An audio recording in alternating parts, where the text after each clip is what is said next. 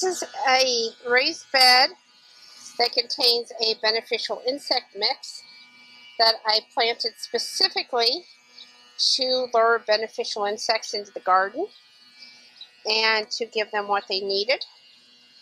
Every garden should have one of these mixes in it, because if you have beneficial insects, they're going to take care of your pest problems, and you're not going to have to resort to chemicals. You can buy this beneficial insects online, and it's just a seed mix. You simply put it down someplace where it's kind of out of the way, and water it a little bit and let it grow and do its thing. As you can see, I've got a few weeds around here.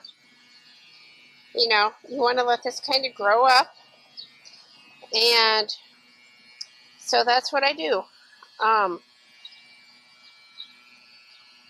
You should give it a try and see how many beneficial insects you can get to come to your garden and take care of the bad bugs.